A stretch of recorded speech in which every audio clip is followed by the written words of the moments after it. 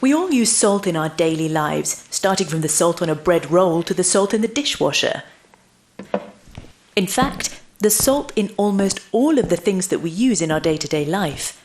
Let's have a look at all the things that we would miss without salt. For example, colour, or even glass, paper, leather, PVC, plastic, and that means laminate. These are all made using those white crystals from the earth.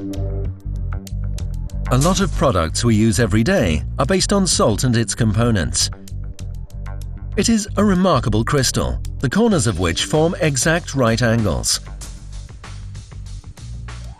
Cooking salt, as we know it, consists of two elements, sodium and chlorine. In a salt crystal, the sodium ion has a positive and the chlorine ion a negative charge. These charges hold salt together in its grid form. But what exactly are these two elements which form this perfect bond? Firstly, they are very rare. In nature, we almost never encounter them alone, but mainly in this form as salt crystals. Sodium is a soft metal. Chlorine, in turn, a colorless gas. What connects them is their extreme reactivity. A rose which is held in chlorine bleaches almost completely.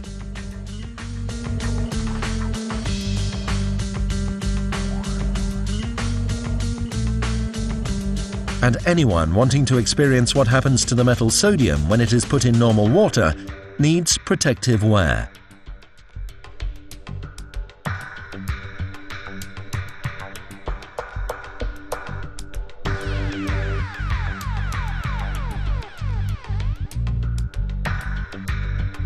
When these two elements, sodium and chlorine, meet, they react immediately. And once bonded, they are almost inseparable. Even when salt dissolves in water, the two substances only separate temporarily.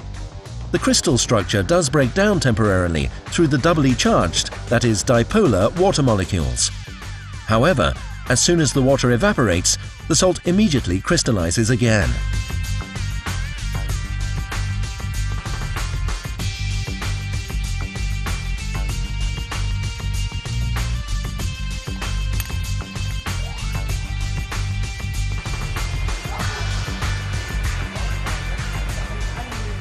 So, if sodium and chlorine are almost inseparable, then I ask myself how the chlorine here, for example, gets into the swimming pool. Because it can't have dissolved. It doesn't taste very salty to me. Sodium and chlorine are separated best through electrolysis. The sodium chloride that has dissolved in water is forced to separate back into its components by introducing a lot of electrical energy. In our example, this occurs through diaphragm electrolysis, in which a separating wall ensures that the end products do not recombine. Otherwise, chlorine and hydrogen would form a highly explosive oxyhydrogen gas. At the end of this process, you are left with sodium hydroxide, hydrogen, and chlorine. The two other main types of electrolysis used in industry today are amalgam and membrane electrolysis. Countless manufactured products are based on cooking salt or its components, sodium and chlorine. When wood chips, for example, are heated up with sodium hydroxide, the result is cellulose, the first step in the manufacture of paper.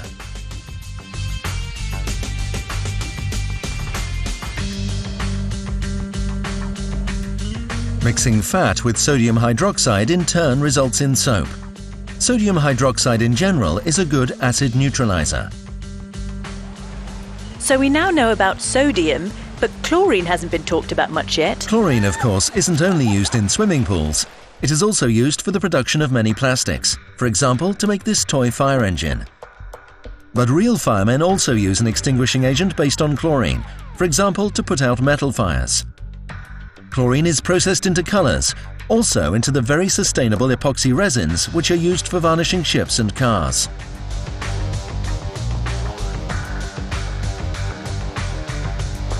Soda also results from processing salt. It is necessary for making many colouring agents as well as glass.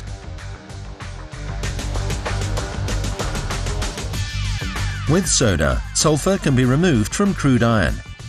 It is also a standard ingredient in most washing powders and cleaning products. And without sodium carbonate, better known as baking soda, this would be dry and hard. Extinguishing agents are also made from sodium carbonate, as well as medicines. Salt is crucial for numerous products.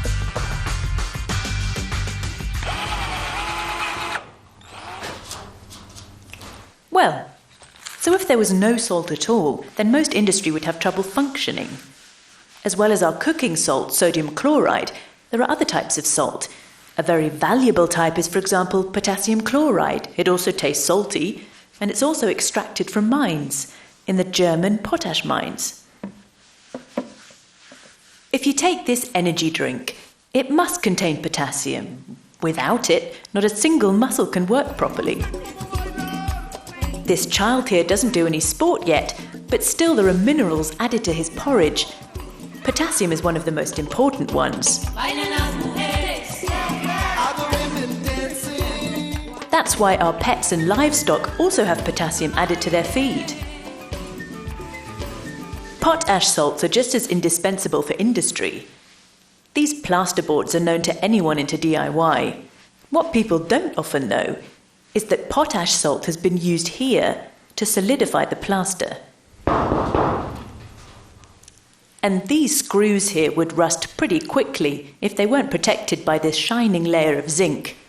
The screws have to be immersed in a bath, and the potash salt enables the zinc to cover the screws permanently. This procedure is called galvanizing. It wouldn't be possible without salt.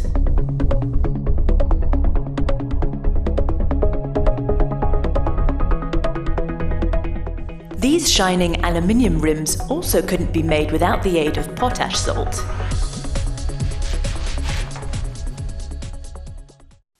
There are numerous other products which are manufactured from or with salts, like, for example, this white paint here. If I were to list all of them here, I think I'd never get this job done.